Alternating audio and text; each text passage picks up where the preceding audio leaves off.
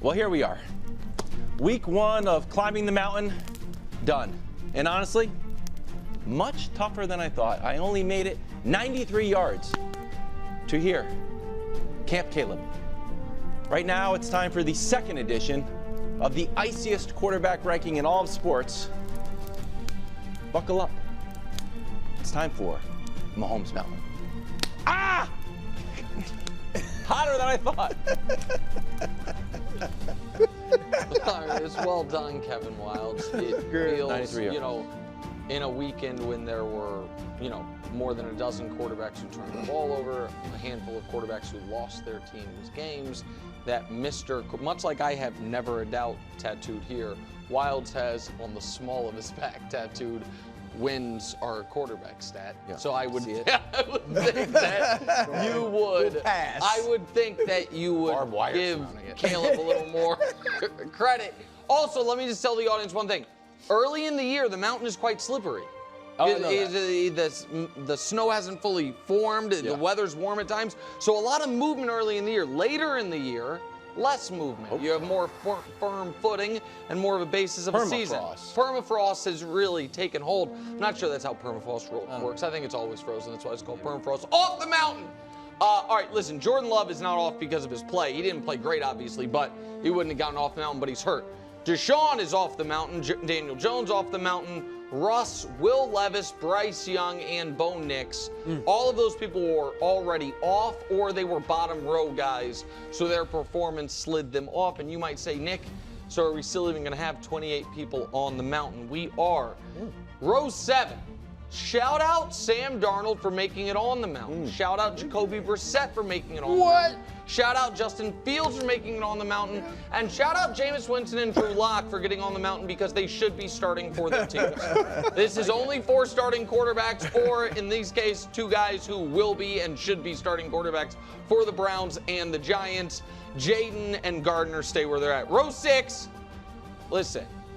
Kyler, some good and some bad. He stays where he is. Gino, one bad pick. Other than that, I thought he played well, but he stays where he is. Rodgers has to slide. Wildes, how many games without throwing 300? 24 games. 24 games, 1,003 days. Tom Brady has 2 400-yard games since Aaron Rodgers has 1 300-yard game, and Tom Brady's been retired for 2 seasons. Derek Carr moves up. Derek Carr, Mountain historian checking in. First time not on the bottom row or off the mountain since week 10 last year. Wow. Look at Derek Carr. Nice guy. And then Kirk Cousins and Jalen Hurts both have to slide a row given their performance last week. To row 5, one of my favorite rows. Brock Purdy. Look at Brock Purdy. What do you mean, Brock Purdy? What do you mean? He moved up. He's now knocking on the door of the top 10. This is the row of this is the guys 11 to 15. I don't know. Mike Sando's 50 NFL execs ranked him 12th. It looks like the mountain might have a little same or more respect for him. It doesn't go. Jared Goff stays. I understand. Right? No, it doesn't. I said might. Anthony Richardson out here just throwing 9 completions for 210 yards. I love it. Hit or miss. And then, listen, the mountain is fair. The mountain can be cruel. The Prince slides 1 row. Caleb, with the biggest slide of anyone this week, slides 2 full rows on the mountain, despite not turning the ball over, getting a win, and a key 2-point conversion that doesn't show up in any stat sheets except, well, listen, it does, but it doesn't count for some reason. It's like an in-season tournament championship or a play-in. I'm just telling you, it literally, you look it up, you're like, hey, I saw Caleb throw a pass, be caught in the end zone. Why isn't that in box score? 2-point conversion doesn't count for some reason. All right, row 4, Bake Show. Let's go. 3rd time ever in the top 10 on the mountain. Good for him. Tua has to move up. He leads the league in passing yards again. And I almost moved Lamar down. Wow. But the fear of Wilde's ire and the board, and Lamar sending another one of those pictures of that monkey with the giant nose in response to me, I couldn't deal with it. That's really caught on the internet. It's not nice, America. Row 3. Stroud stays where he is, and I almost moved him up 1. But you'll see who's above him, and I just couldn't find a place for him. Joe Burrow's got a slide. You could argue his slide should have been as precipitous as Caleb's. He, of course, actually did lose. Yeah. And didn't have much more production than Caleb. But Burrow has a slightly larger body of work as a pro than Caleb, so he has a little more margin of error. And then Dak Prescott moved up. Yeah. I didn't think Dak made a mistake. I thought you're in a tough environment against a great defensive line.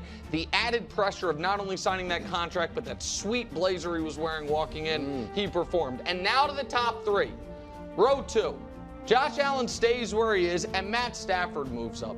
Man, Puka's out. You're on your 3rd string left tackle. You lose Steve Avila. You're holding it together with scotch tape, and you lead a 14-point comeback on the road against a team a lot of people think is going to the Super Bowl. You, once again, just can't quite get it done against the Detroit Lions, but I thought Stafford was brilliant. And then, of course, a little anticlimactic, Patrick Mahomes stays atop his namesake mountain. After last week, Greg, you weren't here. Coach Mangini ripped the mountain apart, and these guys, like jackals on the hill, were just hooting and hollering, rooting for him. This week's mountain is beyond reproach. Your thoughts? Yeah, I'm not going to rip the mountain apart. I will say Matthew Stafford played a heck of a game. I thought he had one of the better days. And my guy, Baker. Wow. Your guy. Yeah, I'm going to talk about Baker because I don't know how many times we're going to have this moment to be able to talk about Baker. Baker had one of the best performances of week 1. Yes. Yeah. If not the best performance out of all the quarterbacks of week 1. And if Baker were someone else, or if he had made it work in Cleveland and had not fallen off from good graces and gone into Carolina and made it work, and now all of a sudden is on his revised contract and last leg, if you will, making it work down in Tampa Bay with the Buccaneers, I think Baker will be getting more credit than he's been given. Baker Mayfield, in my opinion, and you're going to say the mountain is not left or right, he would be above Herbert for me. With what he was able to do off of last season into the playoffs, literally took the Detroit Lions to the brink, could have won that game, fell short not because of his performance, rolled right into this season and took off right where he left off. Baker Mayfield, you have been impressive, my friend. I'm going to give you your flowers right now. I don't know how much elite quarterback play you're going to have for the remainder of the season, but right now, you're playing like an elite quarterback, my friend. And Greg, sweet and sour there. I mean, his last 7 games, averaging around 300 yards, a 105 or 107 something quarterback rating. Listen, I agree with you entirely. As you very well do know, the mountain isn't left to right, so he's not ahead or behind Justin Herbert. They're just next to each other because it has to, there has to be some order.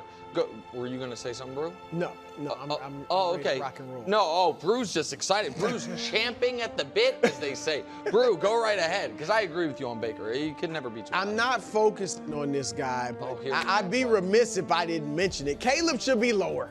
I mean, he just How wasn't far do good. you want him to slide? Like, probably that last row. I mean, just now he can move up, but he was bad. All right, last row. I'm going to focus on Brock Purdy, though. I want Purdy to move up and Dak to move down.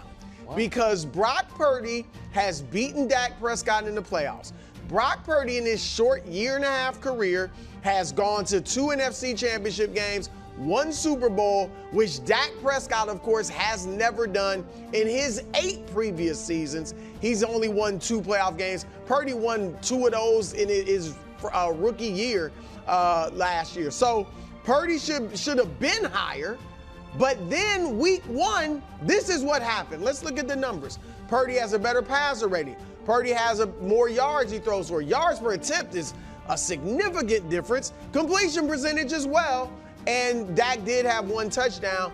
But Purdy also, Nick, had 4 completions of 20 or more air yards, 1 completion of 30 or more air yards. Dak only had 2 of 20 or more and 1 of 30 or more. So Purdy came in with more credentials and then was better in week 1. So I think he should be higher than Dak. Listen, I thought Purdy played well yesterday. I don't think he was better in week 1. I think Dak's numbers are some of the more misleading numbers of the weekend, because when they started the game and when it was a close game, he did whatever they wanted, move the ball down the field. And then once they were up multiple scores and it was very clear Cleveland was not starting an NFL caliber quarterback, and they pulled everything back and got uber conservative.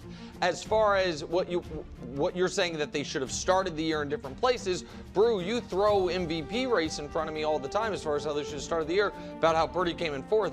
Dak Prescott did come in second in that. But I am also most curious about this. You want Purdy and Dak to flip-flop is what you're saying? Not so much that. I'm just saying I think Purdy should move up. I still would probably have Lamar next to Burrow, but Purdy up, up. Purdy up one, and then, okay, all right. Well, I was going to say you're going to have Purdy ahead of Lamar. I know you were going to. You avoided that bear trap, so well done. KW? We're giving Joe Burrow a grace that we give to no other excellent quarterback. Because why? He got hurt at the end of last year and hurt at the beginning of the year, but he had a little period where he was excellent and reminded you of the Joe Burrow that was in the Super Bowl. This Sunday, Joe Burrow was terrible, just like he is at the beginning of most of the seasons that he plays. Here is the worst records in weeks 1 and 2 because it's a rich tapestry. It's a little bit looking back, a little bit looking forward. Joe Burrow is 1-8. Lost to the Patriots, and now he's got the Chiefs. Two great quarterbacks on that graphic. Okay, now he's got the Chiefs with extra rest. He's got to go into Arrowhead.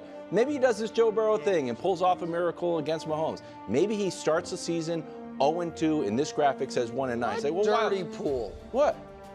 You did minimum 7 starts, even though Burrow has 9, and everyone else has 9, just to get Trevor on the graphic. I know what you and Josh are looking up. I don't. They did it just to get Trevor on the graphic. I want to bang on Trevor. It would have even been more telling. It would have been more telling. That is a pure Burrow graphic. Everyone else has 9, minimum 7. No, that's what it is. Go ahead. In any event, then Joe Burrow just didn't look like himself. At the beginning of last year, the calf hurt, so he couldn't throw the ball deep. He was one of the worst quarterbacks in the league. He said, no big deal. It's the calf. Well, he didn't throw the ball deep against the Patriots either. Now, maybe the Patriots' defense is just way better than everyone gives them credit for. I buy some of that. But just emotionally, there was no fear in my heart of Joe Burrow inflicting any damage on us. And they're like, well, here's the other excuse. T wasn't there. T's got his hamstring. Well, he's usually okay without him, but he wasn't okay against the Patriots. And again, maybe this is just a very pro-Patriots segment, but if it was, I would probably be like, it's all Patriots. I'm telling you, Joe Burrow does not look the same, and there was enough is his wrist okay talk during the broadcast that makes me think something is up. Here's how much talk I wanted about his wrist in the broadcast. 0. Not one thing. He's 100% fine. We don't talk about Dak's ankle in the broadcast. We don't have to talk about Joe Burrow's wrist. But there was enough, and enough of these. I'll say enough. There's enough of these. Let's see a little bit of that. See a little bit of that. Uh-oh. I'm right there. I'm on hobble watch. I'm on wristwatch. He doesn't wristwatch? Yeah, wristwatch. That's a fun. You ever heard of that? Yeah, well, in a different context. I invented it. All right, so I am going to do something I rarely do, which is say, first of all, I think you make some good points. Second of all, I also think you almost assuredly watched Bengals Patriots closer than most of America. I'm locked in. You know what I mean? No, it's 1 o'clock kick. Totally right, and you have the I think you're one of the only people outside of New England, Cincinnati, that have the sound on it. You know what I mean? Like, I'm watching 6 games and I'm following it. So if they were talking about his wrist, I didn't hear. Just a little bit. You know, Shooting basketballs before the game. So yeah, so I buy your analysis on this to a degree. But you're also correct that I am giving Joe Burrow a grace because that first graphic to me almost works against you, not against you, but works in Joe's favor, which is he's bad at the beginning of every season. But then awesome. Yeah, but meet me in week 3 of the mountain then. Well, early in the season, where do you want me to put him? What do you want me to do? Where he deserves to be. In the guys who threw for... Where he deserves to be based off last year. Why is he ahead of Lamar? Because he's better than Lamar. He's not better than Lamar. If Lamar does the whole offense, running around, hitting people, throwing touchdowns, throwing almost touchdowns, Joe Burrow was doing nothing. No, nothing. Lamar was way better in week 1. There's no doubt about That's it. well, what are we talking about? It's a rich tapestry. It's not a rich tapestry. It is. And I showed you week 2, and he's bad in week 2. Well, let's see. Let's see. I can't predict he's going to be bad. And when they go head-to-head, who wins? Lamar. Get the board out. 4-1. I don't want to rip Joe Burrow. I like Joe Burrow. I like his haircut. You don't like Joe Burrow. You put Howard. No, but I like Lamar. Joe Burrow, you got to put Joe Burrow on a pedestal and take Lamar down. Wilds was 2 hours ago in the office bellowing, "How low can he go, Joe?" The whole time. You bellowing. I was you trying were to singing. do a get low thing. Yeah, That rhymes with exactly. Joe. Yeah. I wasn't like going to work on the railroad. Okay. Oh.